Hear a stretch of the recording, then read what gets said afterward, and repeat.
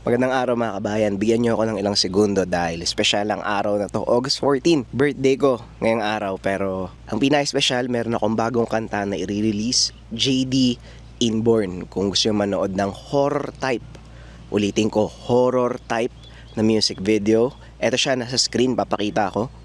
May mga kasama akong models dyan na gumanap sa ating music video.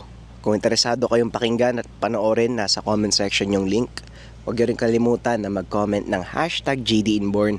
Malaking tulong yan para mas marami pang makanood ng music natin. Minsan ko lang to ginagawa, parang every birthday ko once a year. Kaya sana supportahan ninyo mga kabayan. Maraming salamat. Ang kwentong ito ay hango sa totoong buhay. Mula ito sa isa nating kabayan na itago na lang natin sa pangalang Omar. Walang eksaktong taon, probinsya ng Mindoro. Namuhay sa isang payak na pamayanan itong si Omar, kasama ang kanyang mga magulang. Mangingisda ang ama, at ang ina ay nagtatrabaho sa bilaran ng tuyo malapit sa kanilang bahay. 15 taong gulang ang binata, kasalukuyang nag-aaral sa sekundarya. Pilit na iginagapang ng mga magulang ang pag-aaral nito upang makapagtapos at magkaroon ng magandang kinabukasan. Mahusay sa klase ang binata. Sa katunayan ay magtatapos ito ng may pinakamataas na karangalan. Tay, gusto ko pong naroon kay ni nanay kapag aakyat na ako sa entablado ha. Para sa inyo mga karangalang matatanggap ko. Kung hindi dahil sa pagsisikap nyo, hindi rin po ako makakapagtapos ng pag-aaral. Wika ni Omar. Ay naku anak, huwag mong isipin yon. Masaya kami ng nanay mo dahil tinupad mo ang pangako mo sa amin na makapagtapos ng pag-aaral. Ayun lang ay sapat ng kabayaran para sa lahat ng pagsisikap namin. Tugon ni Mang Binsoy, tatay ni Omar. Maliban sa maliit na bangkang pangisda, may maliit ding taniman ng gulay ang matanda na siya namang pinagkukunan nila ng pang-araw-araw na kita. Buwanan ng sweldo ng kanyang ina sa paggawaan ng tuyo. Samantalang si Mang Binsoy naman, lingguang kumukuha ng perang pinagbebentahan ng mauhuling salinas sa mga gumagawa ng tuyo. At dahil dapit hapon ang klase ni Omar, namimitas ito ng gulay. Inilalako ang pinagbentahan ng mga napitas na gulay na siyang binabaon niya at pinangbibili ng ulam. Masasabing larawan ng isang batang nakontento sa kung anong meron si Omar. Ni minsan hindi ito nangagad ng mga bagay na nakikita niya sa iba. Simula pagkabata, pinaunawa na sa kanya ng mga magulang ang kanilang kalagayan. Omar anak, pasensya ka na kung hindi kita mabili ng magarang damit ha. Mahirap lang kasi tayo eh. At ang kinikita namin ng tatay mo, sapat lang sa pagkain natin at mga gastusin. Eh, hayaan mo sa susunod. Pag nakaluwag kami ni tatay bibilan ka namin ng bagong pantalon. Wika ng ina ni Omar, si Aling Milagros. Hindi nyo naman po kailangang humingi ng tawad sa akin Nauunawaan ko po ang lahat at isa pa. Masaya na ako sa kung anong meron. At hindi naman po ako naghahanap ng sobra-sobra Ako pa nga ang dapat magbigay sa inyo ni tatay Kasi alam kong sobra na yung sakripisyo nyo para sa akin. Wika ni Omar. Nang makapagtapos ito ng pag-aaral, nagpa siya si Omar na hindi na muna papasok ng kolehiyo dahil nais nitong makatulong sa mga magulang. Naunawaan naman ng ama ang naging desisyon ng binata.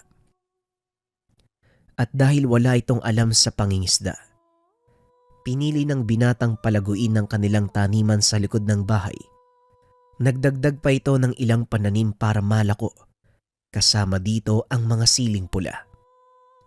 Nilinis ng binata ang madamong bahagi ng kanilang likod bahay para pagtaniman ng mga bagong pananim. Mag-iingat ka dyan banda sa punso ha. Dahil buhay yan. may mga nakatirang engkanto. Huwag na huwag mong gagalawin ang bahaging yan, Omar. Wika ni Mang Binsoy. Opo tay, wag po kayo mag-alala. Nasabi na din sa akin ni nanay ang tungkol sa punso. At kahit hindi ako masyadong naniniwala, wala naman sigurong masama kung susundin ko ang sinasabi niyo eh. Sige ho, kailangan ko nang itanim yung mga punla ng sili. Baka abutin pa ako ng dilim eh. Tugon ni Omar. Ngunit sa kabila ng pag-aalala ni Mang Binsoy, nawala pa din sa isip nito ang tungkol sa punso. Tuloy-tuloy lang sa pagtatanim ang binata. Hindi nito namalayang malapit pala ito sa lugar na sinasabi ng kanyang ama. Kinagabihan matapos kumain, naupo si Omar sa tabi ng bintana. Tanaw mula doon ang kanyang mga pananim. Maliwanag ang buwan ng mga oras na yon, kaya naman kitang-kita nito, maging ang maliit na dagang kumakain ng bunga ng kanyang mga talong. Lumabas ang binata at dala ang sulo upang bugawin ang mga ito. Ngunit alam ni Omar na kahit anong gawin niya, hindi mapipigilan ang mga daga sa pagkain ng kanyang mga pananim. Ay nako, bahala na nga kayo dyan. Tirahan nyo na lang ako ng mailalako ko bukas. Pakiusap, huwag nyo namang kainin ng puno ha, para pare-pareho tayong makikinabang. Sige na nga, kayo na muna. Bukas na lang ako. Wika ni Omar. Napapangiti na lang si Mang Binsoy sa sinasabi ng anak. Kung papabayaan mo ang mga daga na kainin ang mga pananim mo, ay wala ka nang kikitain. Wika ng ama. Siguro ayos lang po yun tay, ang importante. May mga kaibigan ako natulungan. Isa pa, kahit anong pigil ang gawin ko sa kanila, wala ding silbi. Babalik at babalik lang din ang mga daga. Kaya hinahayaan ko na lang sila. Ang payo po ni nanay, kapag kinausap daw yung mga daga, hindi na nila gagalawin yung mga pananim ko eh. Pero sige na tay, matutulog na ako, gabi na eh. Tugon ni Omar. Matapos maglinis ng katawan, dumiretso na sa silid si Omar upang matulog. Mag-iisang oras nang nakaiga ang binata, ngunit hindi pa rin dinadalaw ng antok. Naisipan nitong lumabas ng silid upang magpahangin sa kanilang maliit na beranda sa harap ng bahay. Naupo ang binata habang umiinom ng mainit na gatas para makatulog.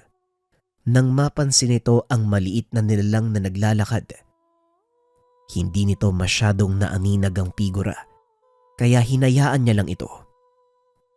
Sa isip ng binata, marahil daga lang ito na gumagala sa kanilang bakuran. Marami ang dagang bukid sa bahaging iyon ng kanilang baryo, at dahil medyo makapal ang talahib doon, hindi na gaanong napupuntahan ng mga tao. Ilang minuto ang nakalipas. Pumasok na din si Omar dahil biglang umulan. Kinabukasan maaga itong bumangon para mag-ani ng mga gulay na ilalako.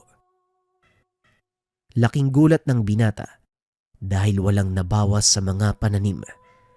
Napangiti ang binata at nagpasalamat. Maraming salamat naman, hindi ginalaw ng mga mababait kong kaibigan ang mga tanim ko. Ako nang bahala sa inyo. Wika ni Omar. Nagsimula ito sa pag-ani ng mga pananim. Nag-iwan ito ng ilang perasong gulay sa tapat ng inaakala nitong butas na pasukan ng mga daga. Ano ba ang ginagawa mo dyan, Omar? Bakit mo inilapag yung mga gulay dyan sa butas? Tanong ni Mang Binsoy. Kakarating lang nito galing sa pangingisda. Magandang umaga po tay. Wala naman po. Nagpapasalamat lang ako sa mga alaga kong daga. Hindi nila ginalaw yung bunga ng pananim nating kagabi. Kayo po, kumusta naman po? Tanong ni Omar. Mabuti naman. Medyo maganda ang huli at marami din ang naibenta ko. O sige ha, Magpapalit na muna ako ng damit at basang-basa ako eh. Tugon ni Mang Binsoy. Matapos ang pag-uusap, umalis na ng bahay si Omar. Naglako ito ng mga gulay.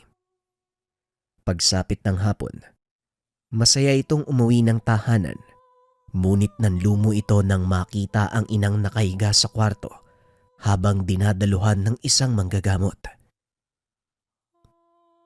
Day, ano pong nangyari kay nanay? At saka bakit nandito si Mang Burdig? Tanong ni Omar. Bigla na lang kasing hinimatay ang nanay mo habang nagsisiga sa likod ng bahay. Sinindihan niya yung nakaumpok na damo malapit doon sa punso. Ang sabi ni Mang Burdig, pinarusahan siya ng mga duwendeng nakatira. Pero hindi pa sigurado kung anong totoong nangyari. Kasalukuyan pa siyang sinusuri ni Mang Burdig. Wika ni Mang Binsoy. Maya-maya pa ay tumayo ang manggagamot at kinausap ang mag-ama. Tama nga ang hinala ko. Duwende ang may kasalanan kung bakit nahimatay ang asawa mo, Binsoy. Wika ni Mang Burdig. Ano naman ang pwede nating gawin para gumaling ang asawa ko? Tanong ni Mang Binsoy. Mag-alay kayo at humingi ng kapatawaran sa ginawa niya. Sabihin niyong hindi sinasadya ang nangyari.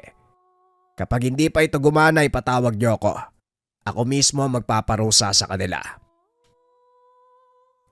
Tugon ni Mang Burdig. Hindi na nagsayang pa ng oras si Omar.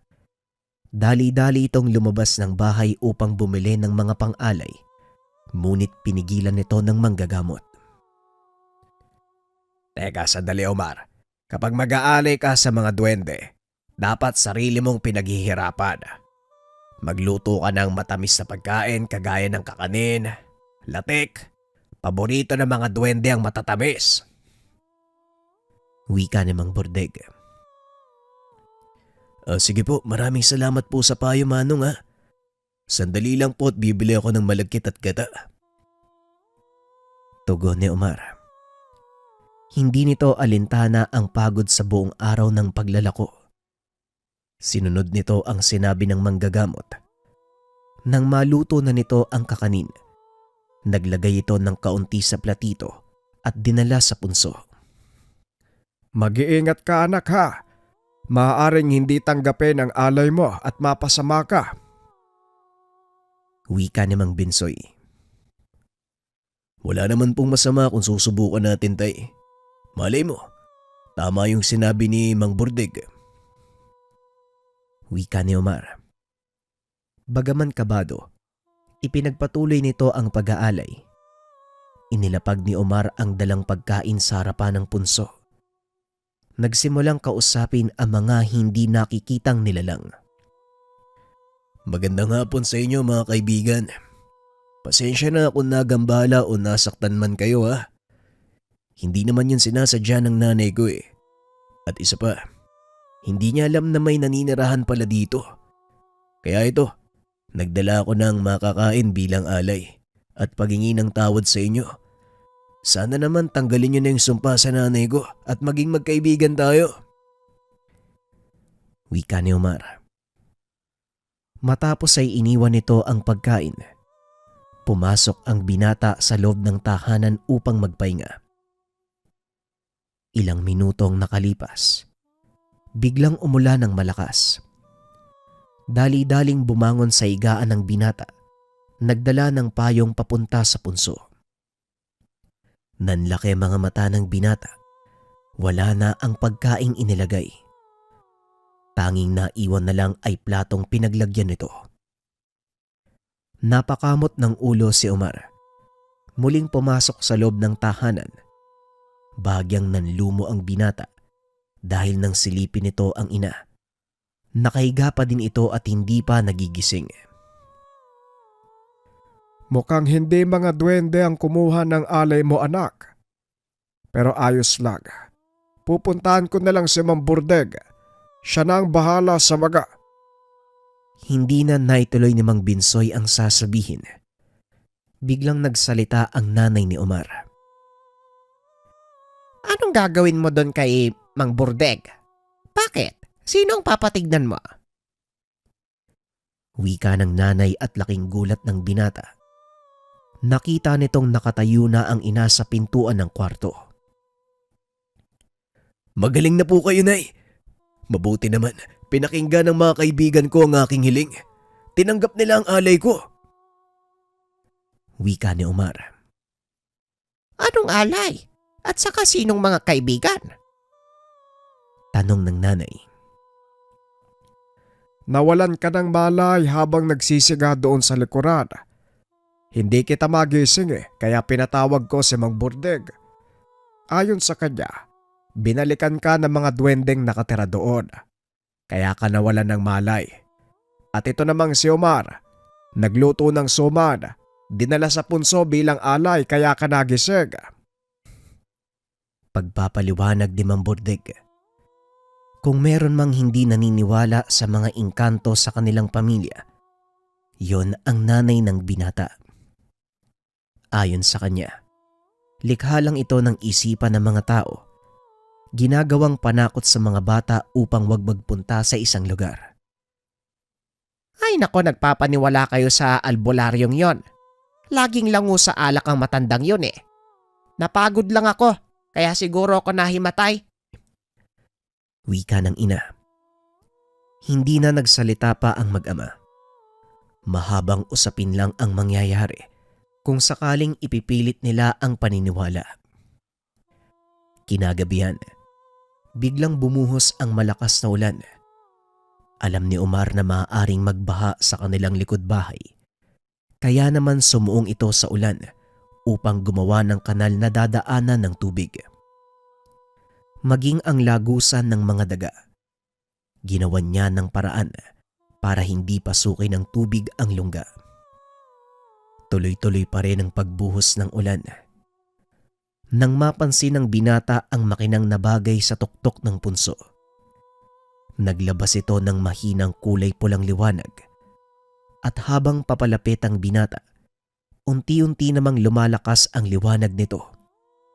Nakita ng binata ang isang pahabang pulang bato. Pahaba ang itsura, kahugis ng sili.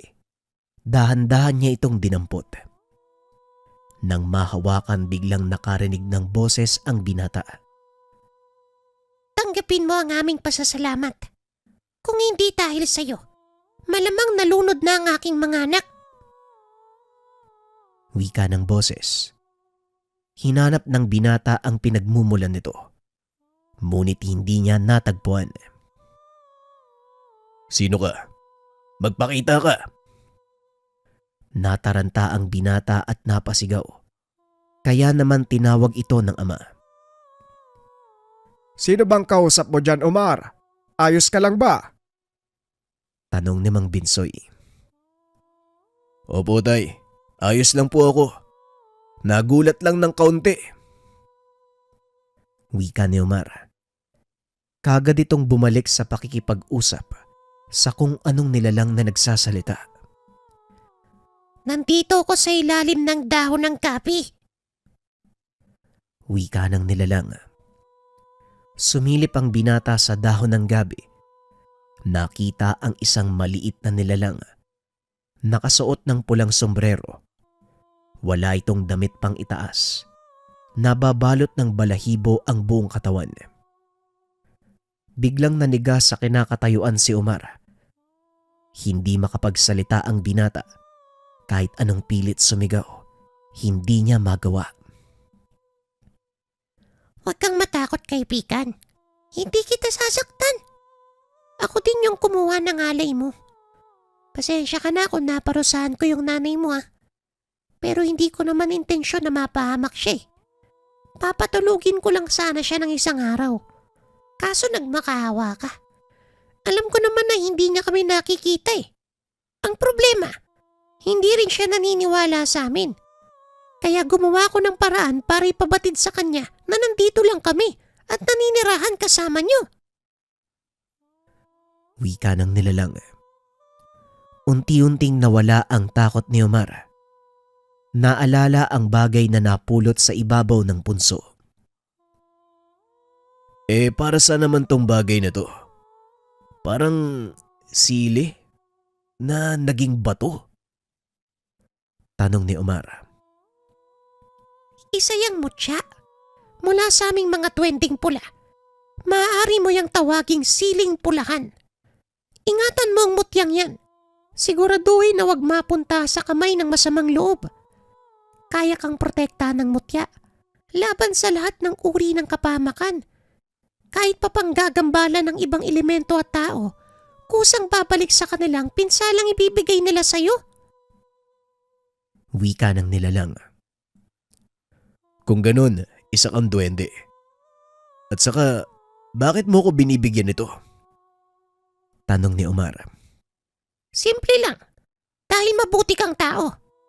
Alam kong mabuti ang hangarin mo. Pero higit pa doon. Batig ko din na tanging ikaw lang ang may kakayahang pangalagaan ng mutyang yan. Pangalagaan? Laban kanino? Hindi ba may kapangyarihan kayong mga duwende? Bakit kailangan nyo pa ng, alam nyo yun, yung pagbibigyan tapos aalagaan pa? Tanong ni Omar. Bihira ang mga taong kagaya mo, Omar. Maniwala ka o hindi, isang taong may likas na kakayahang bumuhay at magbigay ng kapangyarihan sa isang mutya. Napansin mo ba ang paglakas ng liwanag nito nung lumapit ka? Yun ang palatandaan. Ginising mo ang bertud na taglay ng mutya ng siling pula. Wika ng duwende. Ginising ko. Wala naman akong ginawa. Isa pa, paano mong nasasabi na may likas akong kakayahan para bumuhay ng mutya? Tanong ni Omar. Hindi ko kayang ipaliwanag sa iyo ang lahat sa ngayon. Ngunit sa pagtagal ng panahon, malalaman mo kung ano ang sinasabi ko. Ako nga pala si Tugas. Ikinagagala kitang makilala, Omar. Pag-uusap ng dalawa. Matapos ay biglang naglaho ang nilalang. Hindi pa umalis si Omar sa tapat ng punso. Kahit pa tumila na ang ulan at humupa ang baha. Kung hindi pa umihip ang hangin at hindi siya nakaramdam ng lamig, hindi pa siya aalis sa lugar. Lingid sa kalaman ng binata, pinagmamasdan siya ng ama habang nakatayo sa harapan ng punso. Ano bang ginagawa mo doon? At bakit ka nakatulala sa harapan ng punso? Baka mamaya, manuno ka dyan. Sandali susunduin ko nga si Mang Burdeg. Wika namang Bensoy. Naku tay, wag na po. Ano kasi? Andun banda sa punso yung pinakalabasan ng tubig. Kaya binabantayan ko para wag bumara. Oo, yun nga ho. Pagdadaylan ni Omar. Mabuti na lang at nakalusot ito sa ama. Ganun ba? Magpalit ka na ng damit. Tumila na ang ulan kaya susubukan kong lumaot para may pangbenta at pangbilad ng nanay mo bukas. Wika namang Binsoy. Malalim na ang gabi ng mga oras na yun. Kaya naman pinigilan ni Omar ang ama. Naku tay, pagpabukas niya na lang po yung pagpapalaot. Hindi naman iiyak si nanay kung wala siyang may bibilad eh. At isa pa, hindi natin alam ang takbo ng panahon. Mamaya niyan biglang bumagyo mapahama ka pa. Tugon ni Omar. Ay nako, huwag kang mag-alala. Sanay na akong babagyuhan sa laot. Akmang lalakad na sana ito palabas ng tahanan nang bigla na namang bumuhos ang malakas na ulan.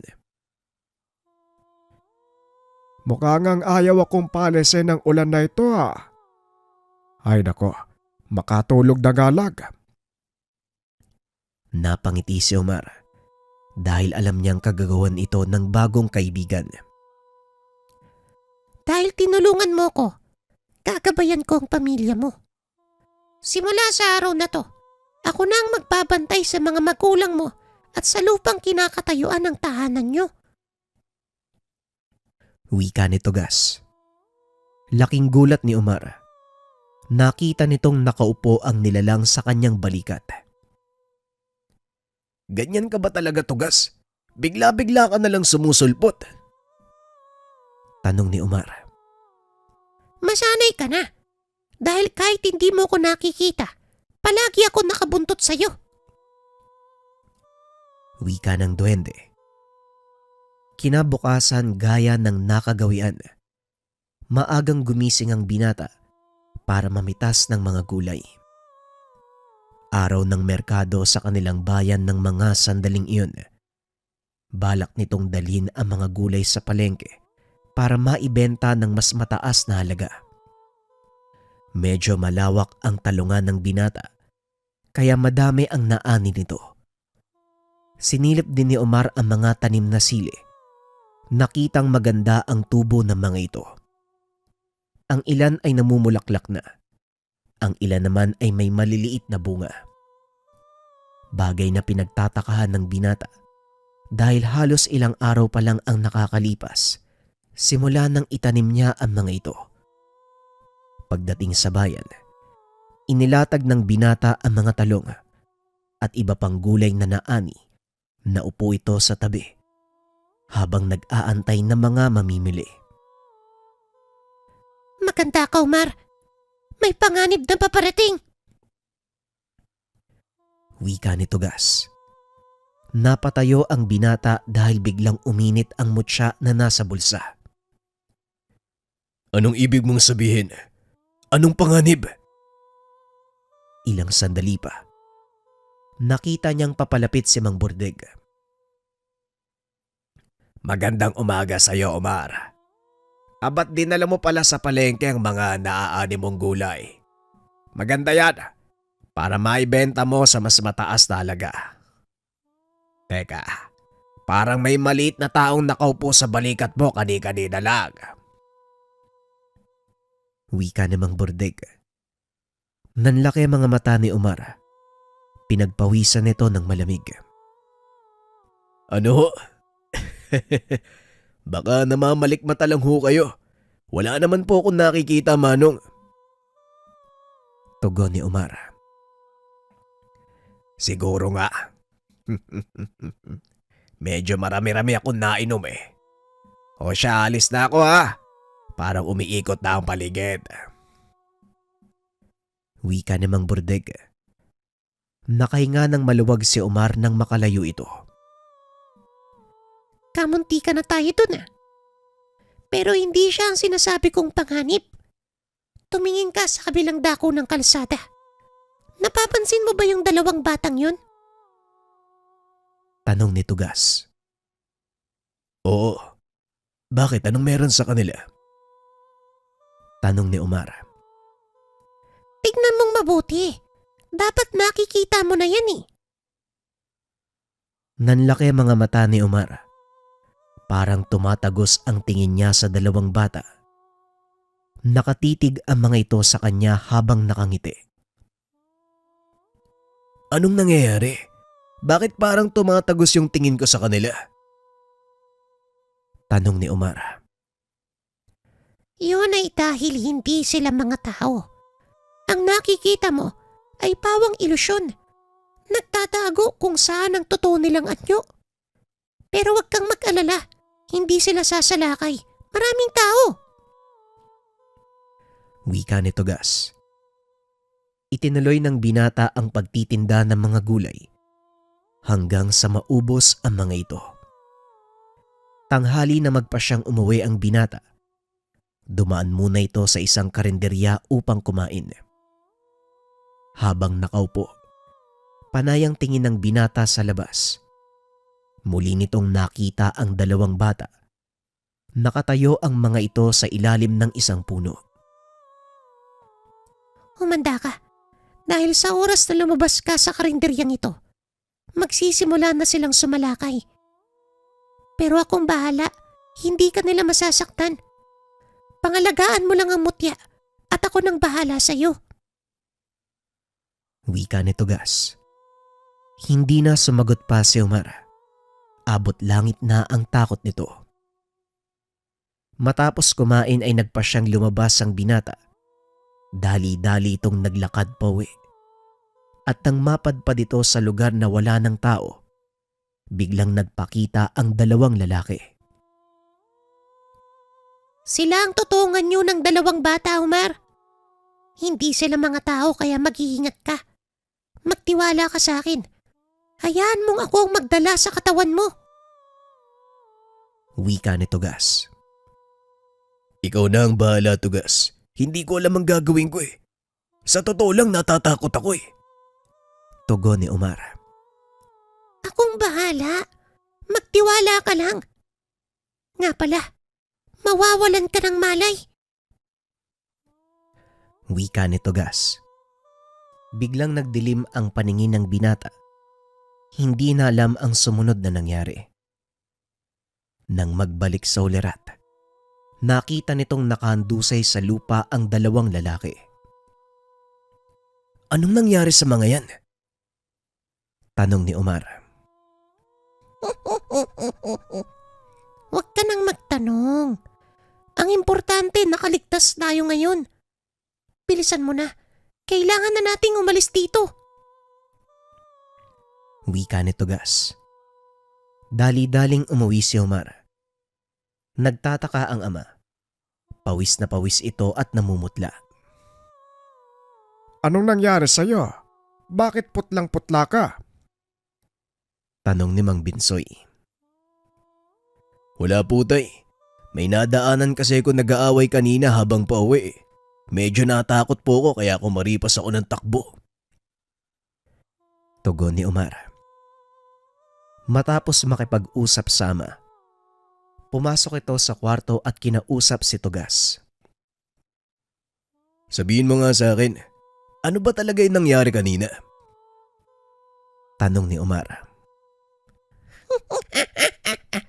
Tinalo mo ang mga aswang na yon. Kung nakita mo lang kung paano mo silang pinagugulpi kanina. Wika ni Tugas. Bakit naman ako nawala ng malay kanina? Muling tanong ni Omar. Kinakailangan kong gawin yon. Dahil maaaring hindi kayanin ng isipan mo ang mga nakikita.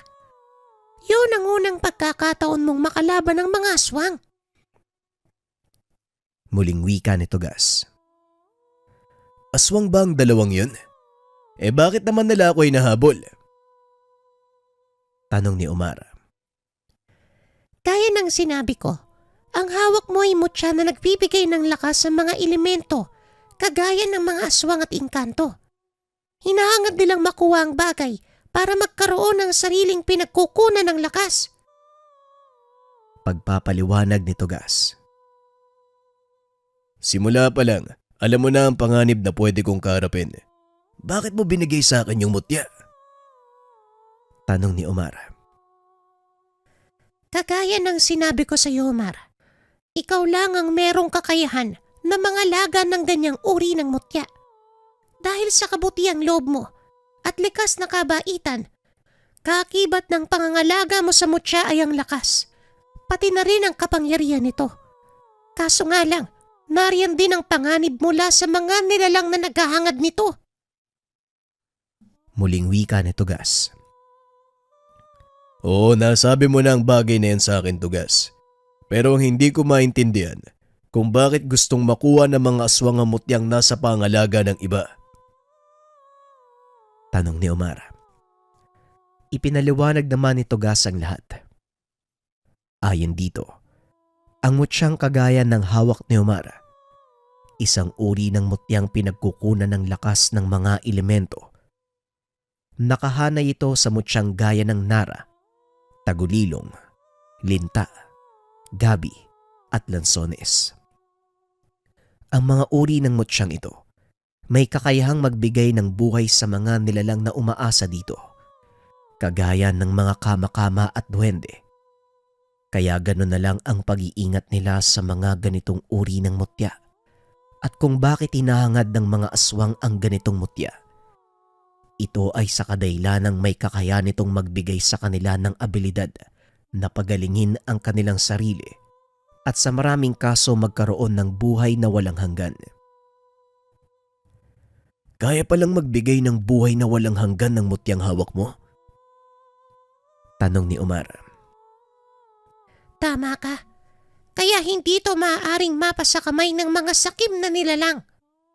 Ikaw ang pinili ng mutya. Sinunod ko lang ang kahilingan nito, kaya ikaw ang nangangalaga sa kanya. Hindi na nagtanong pa si Omar. Kahit papano nagkaroon nito ng kaunting ideya kung bakit napasa kanya ang mutyang iyon. Sa kalagitnaan ng pag-uusap, bigla namang kumatok si Mang Binsoy.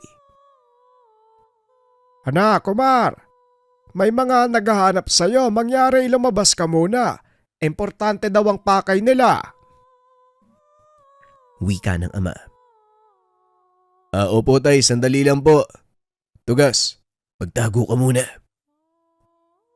Wika ni Omar at lumabas ito ng kwarto. Nanlaki mga mata nang makita ang dalawang pulis na nakatayo sa kanilang tahanan. Magandang hapon sa'yo. Ikaw ba si Omar? Tanong ng pulis. Ako nga sir, anong may paglilingkod ko sa inyo? Tugon ng binata. Naparito kami dahil sa isang ulat. May nakakita daw sa'yo na nakikipagbuno ka sa dalawang kalalakihang natagpo ang patay kanina. Doon yun malapit sa tulay. Pwede ka ba naming imbitahan sa presinto para magpaliwanag? Wika ng pulis. Sige ho, wala pong problema, magbibihis lang ako. Tugon ng binata. Matapos magbihis, sumama ito sa mga pulis. Nakaupo lang si Tugas sa balikat ng binata. Huwag kang mag-alala. Wala silang makukuhang impormasyon sa'yo. Wala ka namang malay nang mangyari yung sinasabi nila. Huwag ka na magsalita ha. Magtiwala ka lang sa akin. Ako nang pahala. Wika ni Tugas. Hindi nga nagsalita ang binata hanggang sa marating nila ang presinto. Naupo si Omar sa harap ng mesa ng pulis at nagpakilala muna ito sa kanya bago magsimula ang pagtatanong. Ako nga pala si Sargento Bal. Gaya ng sinabi ko, huwag kang mag-alala dahil may itatanong lang naman kami sa'yo. Pagkatapos ito, pwede ka nang umuwi. Wika ng pulis. O sige po, ano po bang gusto niyong malaman? Tanong ni Omar. May nakapag-ulat nga na ikaw daw yung huling nakaaway ng dalawang lalaki. Yung nakitang patay malapit doon sa tula sa bayan. Pwede bang sabihin mo sa amin kung anong totoong nangyari? Tanong ng pulis. Sa pagkakataong iyon, si Tugas ang nagsalita sa pamamagitan ng pagsanib kay Omar. Naglalakad ako pauwi ng bahay nang harangin ng dalawang kalalakihan. Sinubukan nilang kunin sa akin yung napagbentahan ko ng mga gulay. At dahil hindi ko binigay, nagalit sila. Sinubukan akong saktan, mabuti na lang may mga alingayo sa bandang likuran ng mga lalaking yun. Nasagi ng isa sa kanila ang pugad. At ayun, pinupog sila ng mga alingayo. Hindi ko na po alam ang sumunod na nangyari kasi tumakbo na ako eh. Pagpapaliwanag ni Omar. Sa mga hindi nakakaalam, ang alingayo ay uri ng mga putakte. May taglay na kamandag. Maliit lang ang mga ito at kung makagat ka ng isa sa kanila, maaari kang makaramdam ng matinding sakit. Kadalasan ay lalagnatin. Ngunit kung isang buong kawan ng mga ito ang kumuyog sa'yo, paniguradong mapaparalisa ang buong katawan hanggang sa tuluyan kang hindi makahinga at mamatay. Tumugma naman ang paliwanag ni Omar. Natagpuan nga ang mga itong punong-puno ng pantal sa buong katawan, dulot ng kagat ng isang insekto. Ganun ba? Bakit hindi ka dumiretso sa mga pulis? Muling tanong ng sarhento. Hindi ko na po iniisip yun sa pag-aakalang hindi naman nila ako maaabutan kaya dumiretso na lang ako ng uwi. Tugon ni Omar. Ganun ba? O siya, yun lang ang gusto ko malaman. Makakauwi ka na.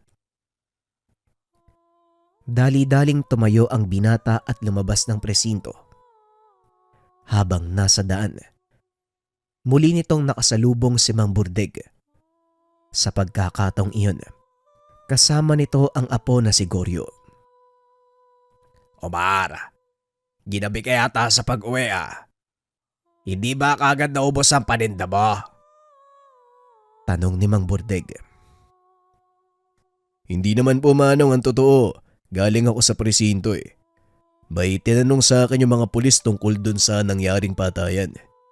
Kayo po, saan kayo pupunta? Himala, kasama mo yata si Goryo ngayon. Tugon ng binata. Sasamahan ko lang si Lolo na manggamot. Pinasundo kasi siya ng taga-kabilang bayan eh. Medyo nakainom na to. Wika ni Goryo. Sa hindi malamang dahilan, biglang nagkaroon ng interes ang binatang sumama sa matanda. Maaga pa naman siguro para umuwi. Pwede ba akong sumama sa inyo, Mang Burdeg? Gusto ko lang makita kung paano kayo manggamot. Wika ni Omar.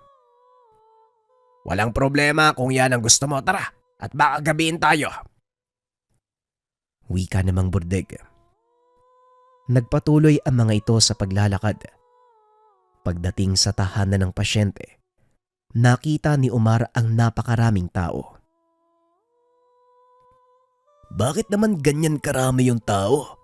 Ano bang nangyari sa pasyente? Tanong ni Omar. Ang sabi kasi ng sumundo sa amin, sinapian daw ng engkanto ang pasyente. Kung ano-ano daw yung lumalabas sa bibig eh.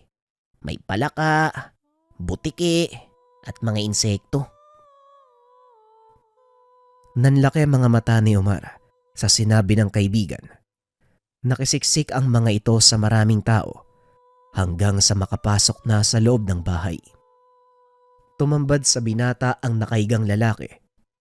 Gaya ng sinabi ni Goryo, nagkalat nga sa higaan nito ang maliliit na kulisa pati na din ang mga uod. Ano sa tingin mo nangyari sa kanya, Tugas? Tanong ni Omar sa kaibigan. Hindi kantong may gawa niyan, kundi tao. Tao? Paano mong nasabi? Hindi sumasanib sa katawan ng tao ang mga engkanto. Maliban na lang kung may permiso mula sa kanila. Kagaya ng ginawa ko nung hinarang ko yung mga lalaki. Kung tao yung may gawa niyan, anong klaseng kapangyarihan yung meron siya? Isang malakas na mambabarang ang nagbigay ng sakit sa taong yan. Kaunting pagkakamali lang ni Mampurtik. Maaari niya itong ikamatay o ng pasyente. Pag-uusap ng dalawa. Kinabahan si Omar sa mga sinabi ng kaibigan, ngunit wala na siyang magagawa. Maaaring madiskubre ni Mamburdeg ang kanyang kakayahan. Delikado pala yung gagawin ng Mamburdeg, ano? Tama ka, Omar. Hanggat maaari wag kang makikialam. Kung ayaw mong mabuko ka ng matanda. Wika ni Tugas habang pinapanood ang matanda. Hindi maiwasan ng binatang mapuna ang kilos ng katawan ng pasyente. Parang may kung anong gumagalaw sa ilalim ng balat nito. Patuloy sa pag-uusal ng mga dasal si Mang Burdeg. Ngunit tila walang epekto sa pasyente. Lalo lang itong napapasigaw sa tuwing ilalapat ng matanda ang mga kamay sa katawan nito. Mukhang malubhana ang karamdaman ng isang to. Sabihin niyo sa akin, kailan pa nagsimulang maging ganito ang kalagayan niya? Wika ni Mang Burdeg sa mga kaanak. Ayon sa mga ito, 2 araw pa lang ang nakakalipas. Nakasagutan nito sa paradahan ng jeep ang kapwa tsoper. Matapos nun ay nilagnat siya hanggang sa namaga ang buong katawan. Hindi engkanto ang may gawa nito sa kanya kung hindi isang mambabarang. Pasensya na pero hindi ko kaya ang isang ito. Mangyari magpatawag na lang kayo ng ibang manggagamot. Pasensya na talaga. Wika ni Mang Burdeg. Kinuyog ito ng mga tao. Umasa sila na magagamot ang pasyente. Nakaramdam ng awa si Omar. Sa hindi malamang dahilan ay bigla itong nagsalita. Bitawan niyo ang matanda. Ako manggagamot sa pasyente. Nagtinginan ang mga tao sa kanya. Nagsimulang magtawanan. Maging si Goryo, natawa sa sinabi ng binata. Nababaliw ka na ba, Omar? Anong alam mo sa panggagamot? Tinitigan ni Omar ang kaibigan at naglakad papunta kay Mang Burdeg. Hinila nito ang matanda papunta sa isang sulok upang kausapin. Alam kong nakikita mo ngayon ang kaibigan kong duwende, Manong. Huwag ka nang maingay. Hayaan mong ako ang gumamot sa pasyente, pero huwag kang lalayo sa tabi ko. Magpapanggap kang tumutulong sa akin.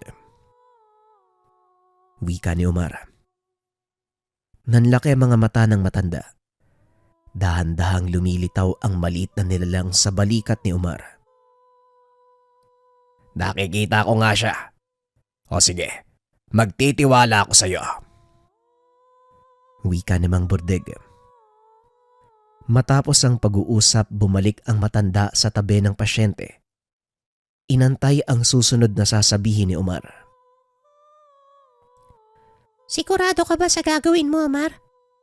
Sa oras na gamutin mo ang pasyente, sunod-sunod na ang magpapagamot sa'yo. Malalaman ng lahat ang kakayahan mo. Wika ni Tugas.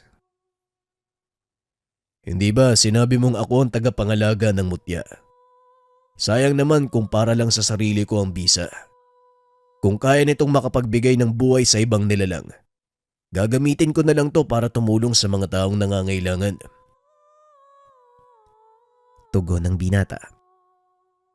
Matapos ang pag-uusap, lumapit na din si Omar sa pasyente. Nagbubulungan ang mga nakikiusyoso. Ngunit hindi na ito pinansin ng binata. Alam ni Omar, ikakagulat ng mga ito ang susunod na mangyayari. Ngayon kumuha ka ng isang basong tubig. Isaw-sawang hintuturo mo. Ihipan mo ng 3 beses at ibuhos sa katawan ng pasyente. Wika ni Tugas. Sinunod naman ni Omar ang sinabi nito. Nagulat ang mga nanonood dahil biglang napasigaw ang pasyente. Ang ilan sa mga ito ay nagawang magalit sa binata. Ano mang ginagawa mo? Bakit mo binuhusan ng tubig ang pinsan ko? Tanong ng lalaki. Nilingon ito ni Omar at tinitigan ng masama. Sa hindi malamang dahilan, napaatras ito at nanahimik. Muling ibinaling ni Omar ang atensyon sa pasyente. Hinawakan nito ang kanang kamay. Muling nagsalita si Tugas. Huwag na huwag mong bibitawan ang kamay ng pasyente. Hawakan mo ng maigpit. Dahil ako na ang bahala sa lahat. Naupo si Omar sa tabi ng higaan. Inantay ang susunod na gagawin ng gabay na duwende. Ilang minutong nakalipas. Isa-isang naglalabasan sa katawan ng pasyente ang maliit na kulisap. Namamatay ang mga ito. Nalalaglag sa sahig. Hanggang sa tuluyan silang maubos. Ilang sandali pa biglang dumilat ang pasyente. Tinigdan si Omar at nagsalita. Walang yakan, duwende ka. Bakit ang hilig mong makialam? Tanong ng pasyente. Nagulat ang lahat dahil iba ang boses nito. Sino ka? At ano ang dahilan mo kung bakit mo binigyan ng sakit ang taong to? Tanong ni Omar. Paano kung hindi ko sagutin ang tanong mo? May magagawa ka ba? Tugon ng pasyente. Alam ni Omar na ang kausap niya ng mga sandaling iyon ang mismong mambabarang. Nagulat si Mang Burdeg. Ni minsan hindi niya pa nagagawa ang ganitong pamamaraan. Kung makikipagmatigasan ka sa akin, makikita mo kung ano ang kaya kong gawin.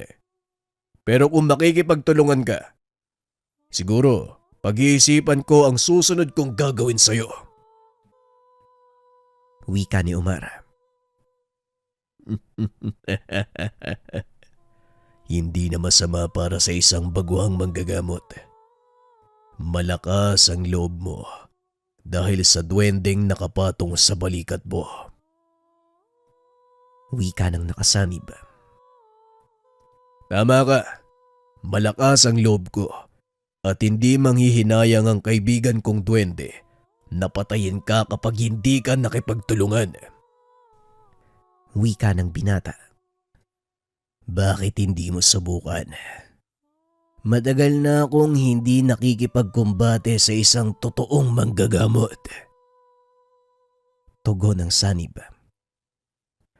Matigas ang isang ito ah. Mag-iingat ka, Omar. Dahil pwede niyang baliktarin ang sitwasyon. Wika ni Tugas. Tumango lang si Omar at muling nag-isip. O sige, ganito na lang. Kung hindi ka susunod sa mga sasabihin ko, bakit hindi natin subukan ng kaunti ang kaya kong gawin sa'yo? Wika ni Omar. Hinawakan ng binata ang mutya. Inilapat ito sa kamay ng pasyente. Biglang napasigaw ang nakasanib. Naglupasay ang katawan ng pasyente. Walang yaka. Ano ginawa mo? Sobrang init ng katawan ko. Wika ng sanib. Gaya ng sinabi ko, patikim pa lang yan. Ngayon kung ayaw mong tuluyan kita, sumunod ka. Tugon ni Omar. Patuloy na nagmatigas ang nakasanib. Kaya itinaas pa ni Tugas ang antas ng tigalpo. Lalong lumakas ang sigaw ng pasyente hanggang sa tuluyan ng bumitaw ang nakasanib. Oo na, ititigil ko na ang ginagawa ko. Aalisin ko na yung sakit sa katawan niya. Binitawan ni Omar ang kamay ng pasyente na siyang pinakamalaking pagkakamali niya. Anak na, bakit mo binitawan ang kamay ng pasyente? Makakawala ang mambabarang. Ano sabi mo? Pasensya na, hindi ko talaga alam na... Huwag ka nang magsalita. Hawakan mo uli yung kamay ng pasyente. Pag-uusap ng dalawa. Nang hawakan nito ang kamay, wala na ang nakasanib. Sinasabi ko na nga ba, anong gagawin natin ngayon? Wala na tayong pagpipilian kung hindi tugisin siya. Tugon ni Omar. Sabay takbo palabas ng tahanan ng pasyente. Pinigilan pa ito ni Mang Bordeg, ngunit hindi na lumingon pa ang binata. Nagtawanan ng mga tao sa pag-aakalang tumakas ang binata. Ngunit laking gulat ng mga ito nang biglang dumampot ng kahoy si Omar. Walang pagdadalawang isip na hinataw ang isang matandang babae na nakaupo sa ilalim ng puno. Napasigaw ang mga tao dahil sa nakita. Ang ilan ay sinubukan pa siyang awatin dahil wala namang kinalaman ang matanda sa gamutang nagaganap. Huwag kayong lalapit. Kung ayaw niyong kayo ang isanod ng mambabarang na to. Tama ang narinig niyo mga kasama. Ito nga ang mambabarang na gumagambala sa pasyente. Wika ni Omar. Nagulat ang mga tao nang makita ang maliit na insekto gumagapang papunta sa katawan ng matanda. Apak-apak ni Omar ang ulo nito habang nakadapa sa lupa. Huwag mo nang pakawala ng isang yan, Omar. Patayin mo na. Wika ni Tugas. Gamit ang kakayahan ng mutya ng sili, unti-unting tinupok ni Omar ang kaluluwa ng mambabarang. Hindi nakikita sa pisikal na katawan ng pinsalang dulot ng mutya. Ngunit alam ng lahat, wala na itong buhay. Matapos patayin ng mambabarang, ipinagpatuloy ni Mang Burdeg ang panggagamot. Ang ilang tao naman ay nag-umpukan sa paligid ni Omar na noon ay nakaupo lang sa sulok. Sunod-sunod na tanong ang ibinabato sa kanya. Hindi naman sumasagot ang binata. Matapos ang gamutan, nagawang pagalingin ng binata ang pasyente sa tulong na rin ni Mang Burdeg. Mahusay ang ginawa mo, Omar. Pero alam ko kung ano ang magiging kapalit yan. Magugulo ang payapa mong buhay. Wika ni Mang Burdeg. Handa na po ako, Manong. Nandito na tayo eh. Papangatawanan ko na lang. Pag-uusap ng dalawa. Nalaman din ng ina ni Omar ang nangyari. Imbis na matuwa, kinutya nito ang binata. Ngunit hindi yon ang naging hadlang para kay Omar upang ituloy ang panggagamot. Hanggang sa lumaganap sa kabayanan ang tungkol sa kanyang kakayahan. At dahil hindi sila magkasundo ng ina, pinili ng binatang lisanin ng kanilang tahanan at magpakalayo-layo. Sigurado ka ba sa naging pasya mo? Tanong ni Tugas.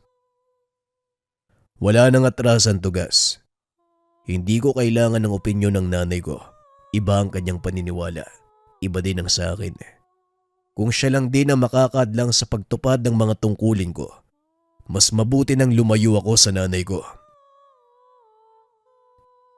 Alam mo, hindi mo naman to kailangang gawin eh. Pero dahil yan ang pasya mo, kung nasaan ka, naroon din ako. Pag-uusap ng dalawa. Nagpagala-gala sa lansangan ng binata sa loob ng mahabang panahon. Ang tanging ikinabubuhay nito, ang mga alay na ibinibigay ng mga taong nagpapagamot sa kanya. Nakontento sa ganung buhay si Omar. At dahil sa pag-alis sa kanilang tahanan, tuluyan din siyang tinalikuran ng ina. Samantalang si Mang Binsoy naman, linggo-linggo bumababa ng bayan para dalawin ang anak at dalhan ng makakain. Walang pagsisisi sa isipan ni Omar ng mga oras na yun. Alam niyang nagagampanan ng tungkuling inatas sa kanya ng kalikasan at ng amang may likha. Ilang taon pa ang nakalipas. Namatay ang ina ni Omar. Sa pagkakataong iyon, bumalik siya sa kanilang tahanan at doon ipinagpatuloy ang panggagamot. Hindi na rin tumutol pa ang ama dahil nakikita nito na maraming natutulungan si Omar gamit ang kanyang kakayahan. Namut siya ng siling pula.